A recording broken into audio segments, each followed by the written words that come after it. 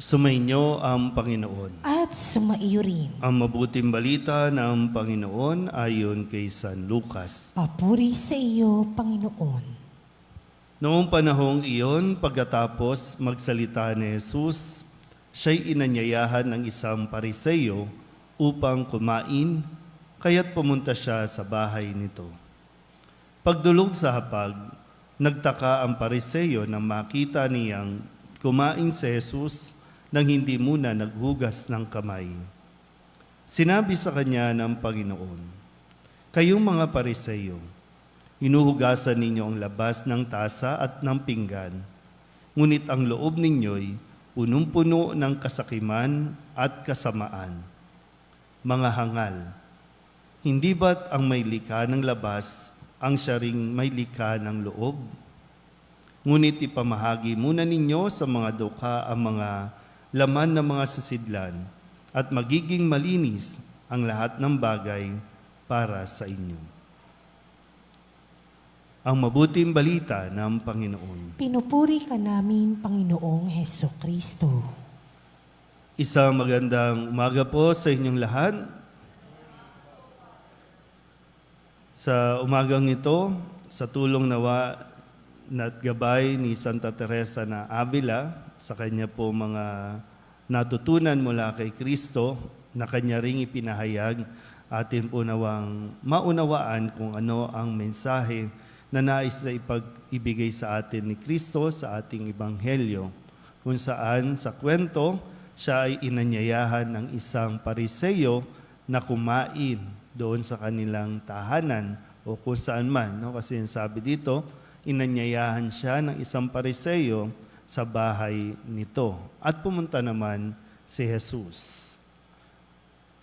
Kumbaga, si Jesus, bagamat ang mga pariseyo ay kilala bilang mga bashers niya, bilang mga kritiko, bilang mga taong laging naghahanap ng ikakasira o makikitang pwede nilang ibato kay Jesus na paglabag sa mga kautusan. Kaya nang pumayag si Jesus na pumasok sa bahay ng itong pariseyong ito, ay nakita nila na hindi nagugas ng kamay si Jesus. Para sa mga pariseyo, ito ay paglabag sa kautusan. At dahil nilabag ang kautusan, kasalanan. Kaya para bang mahirap po talaga kapag naging rigid tayo sa paggamit ng mga batas. Mga batas na hindi naman talaga, wala namang magagawa sa buhay natin at hindi tayo maililigtas ng mga ganitong batas. Kasi sabi nga, hindi nagugas ng kamay si Jesus bago kumain. So itinuturing na ng mga pariseyo kasi sila nga yung nagpapatupad o sila yung lagi nagpapaalala sa mga tao, ay sa dami ng batas na ginawa ng mga pariseyo, umabot na ng 600.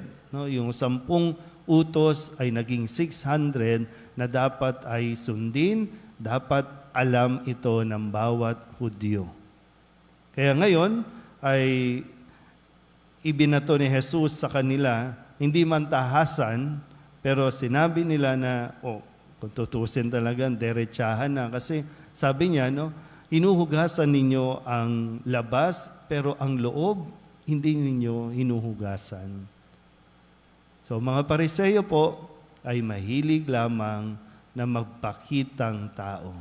Ang mahalaga sa mga pariseyo ay kung ano ang makikita mula sa panlabas.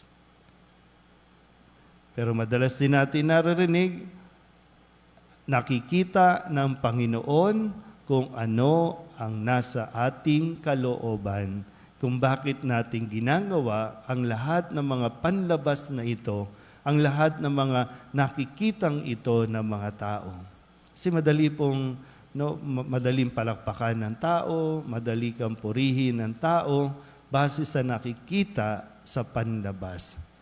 Pero alam natin kung ano ang motivation ano ang dahilan mo, kung bakit mo ginagawa ang lahat ng ito. Maging ang pagtulong sa kapwa, maging ang ng mga pag-aabot ng mga tulong. Kaya nga ngayon, lahat, no, maraming tao ngayon ang mabubuti. Maraming tao ngayon ang pumupunta sa iba't ibang lugar, sa mga sulok ng bawat lugar para magpaabot ng tulong pinansyal, magpaabot ng mga ayuda, para masabing talagang sila ay concerned, sila ay nagmamalasakit. Pero sa panahon lang na iyan, kasi yung mga panahon na inaasahan sila, hindi naman natin talaga sila nakikita. Sa ating pagsisimba, madaling masabi na mabait na tayo. Madaling masabi na banal na tayo dito sa ating parokya. Kapag nakapagsuot ka na ng belo, parang ang mabait na. Yan, no? Mga banal. Yan. Okay po yan. No? Okay yan. Maganda po yan. Pag nakasuot ng ganito, di ba? Para ang bait-bait ko na. Pero ang tinitingnan ng Panginoon ay kung gaano kalinis ang ating kalooban. Ito yung mas gusto ni Jesus. Kaya nga, hindi yung mga handog, hindi yung mga iniaalay natin, hindi yung mga sakripisyo natin, hindi yung mga ritual natin, kundi kung ano ang ibinubunga nito sa ating kalooban. Kasi kung ano ang nasa loob, yun din naman ang maipapakita natin sa labas.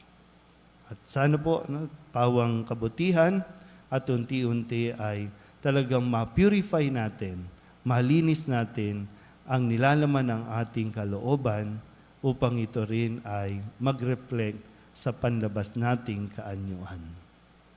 Amen?